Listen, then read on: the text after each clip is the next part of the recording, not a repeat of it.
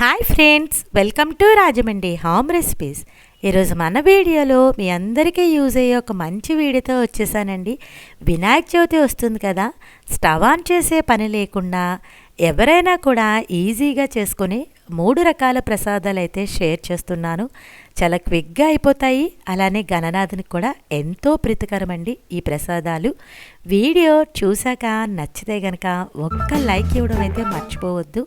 మీరిచ్చే లైక్ వల్ల మన వీడియో ఇలాంటి మరికొన్ని వ్యూస్కి అయితే చేరుతుంది. ఇప్పుడు నేను చూపించబోయే మొదటి నైవేద్యం దక్షిణాది టెంపుల్స్లో ఎక్కువగా పెడతారండి ఈ ప్రసాదాన్ని. ఈ ప్రసాదం వినాయక చవితికే కాదు, మన ఇంట్లో వరలక్ష్మి వ్రతం జరిగేటప్పుడు, పూజలు చేసుకునేటప్పుడు, ఏదైనా శుభకార్యాలు చేసేటప్పుడు కూడా స్టవ్ ఆన్ చేసే పని లేకుండా ఎంతో క్విక్గా ఈజీగా చేసుకునే ఈ ప్రసాదం రెసిపీ అండి ఇది గణనాథునికి ఎంతో ప్రీతికరం అన్నమాట. ఇప్పుడు గణనాథునికి ఎంతో ఇష్టమైన ఈ ప్రసాదాన్ని ఎలా చేసుకోవాలో వీడియో అయితే చూసేద్దామా.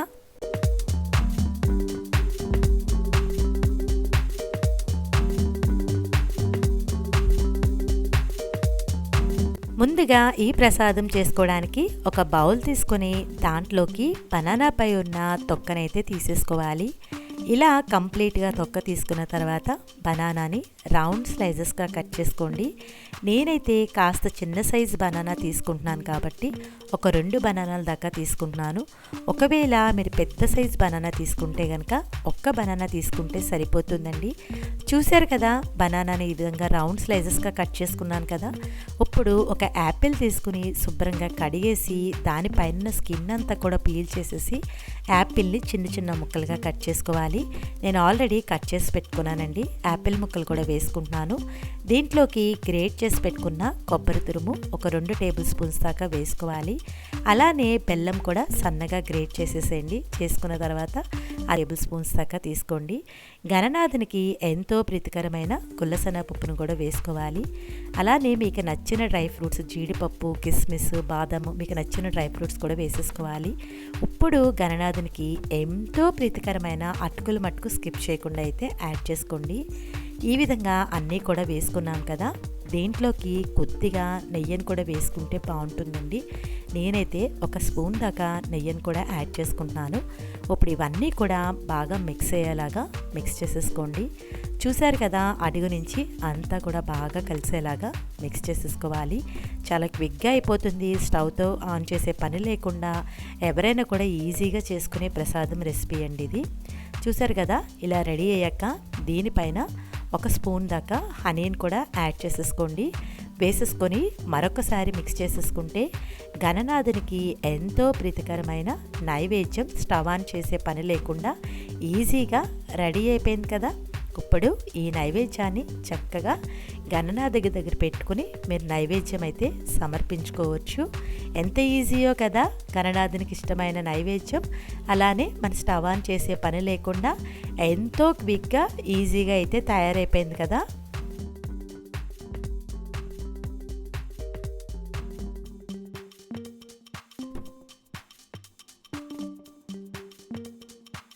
ఇప్పుడు చూపించబోయే రెండో రెసిపీ వినాయకుడికి ఎంతో ప్రీతికరమైన పచ్చి ఉండ్రాలండి.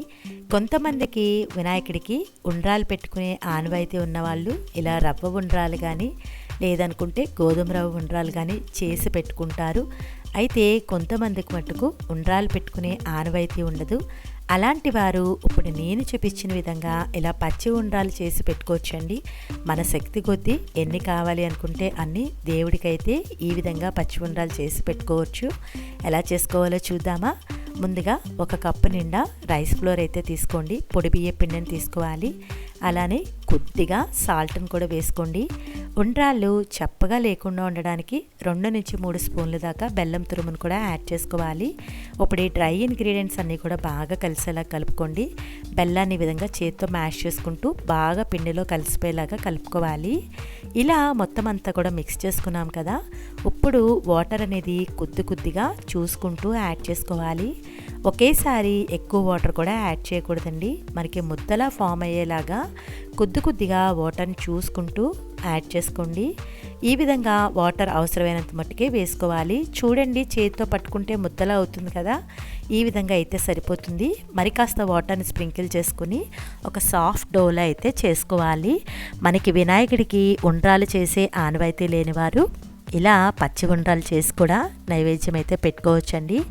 ఇది మనకి స్టవ్తో ఏమీ పని ఏమి ఉండదు, చాలా ఈజీగా చేసుకునే రెసిపీ కూడా. చూశారు కదా, మనకి ఈ విధంగా రెడీ అయిపోయింది కదా.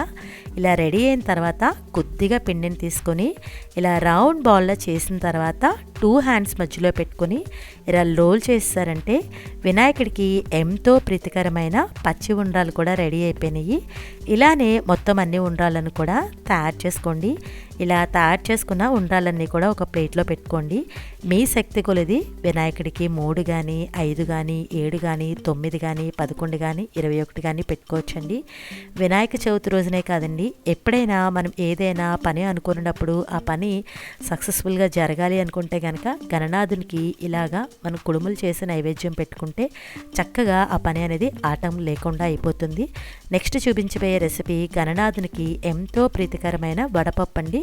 ఎప్పుడూ రెగ్యులర్గా చేసుకునే వడపప్పులా కాకుండా ఒక్కసారి ఈ విధంగా ట్రై చేసి చూడండి, చాలా రుచిగా ఉంటుంది. ఇది కూడా స్టవ్ మీద పెట్టే పని లేకుండా ఈజీగా చేసుకోవచ్చు. ముందుగా దేనికోసమని చెప్పి పెసరపప్పును తీసుకొని దాంట్లోకి కొద్దిగా వాటర్ యాడ్ చేసుకుని పప్పునైతే నీట్గా క్లీన్ చేసుకోవాలి. ఇలా క్లీన్ చేసుకున్న పప్పులోకి ఫ్రెష్గా వాటర్ యాడ్ చేసి ఒక 15 to 20 మినిట్స్ పాటు అయితే నానబెట్టేసి పక్కకైతే పెట్టేసుకోండి. ఇలా ఒక 20 మినిట్స్ పెసరపప్పు నానిన తర్వాత దీంట్లో ఉన్న వాటర్ అంతా కంప్లీట్గా స్ట్రెయిన్ అయితే చేసేసుకోవాలి. పెసరపప్పు నానిపోయింది కదా, వాటర్ అయితే స్ట్రెయిన్ చేసేసాను. ఇలా స్ట్రెయిన్ చేసుకున్న పెసరపప్పులోకి గ్రేట్ చేసి పెట్టుకున్న కొబ్బరి తురుమును కూడా యాడ్ చేసుకోండి. దీంట్లోకి చిటికెడు సాల్ట్ కూడా వేసుకుంటే చప్పగా లేకుండా బాగుంటుంది మనకి వడపప్పు అనేది.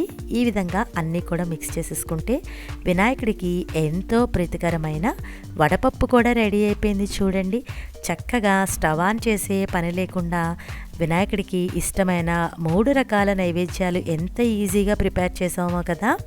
ఇలా రెడీ అయిన వడపప్పుని ఒక ప్లేట్లోకి తీసుకొని దేవుడి దగ్గర నైవేద్యం అయితే సమర్పించుకోవడమే. చూశారు కదా, గణనాథునికి ఇష్టమైన 3 రకాల ప్రసాదాలు ఎంత ఈజీగా చేశానో. వీడియో నచ్చిందా? నచ్చితే ఒక్క లైక్ ఇవ్వండి. మీరిచ్చే లైక్ వల్ల మన వీడియో ఇలాంటి మరికొన్ని వ్యూస్కి అయితే చేరుతుంది. మన ఛానల్లో వినాయకుడికి సంబంధించిన చాలా రకాల రెసిపీస్ అయితే ఉన్నాయి. నేనైతే ఇక్కడ వీడియో చూపిస్తాను. మీ ఎవరికైనా ఇంట్రెస్ట్ ఉంటే డిస్క్రిప్షన్లో లింక్స్ ఇస్తాను, ఒక్కసారి అయితే చెక్ చేయండి.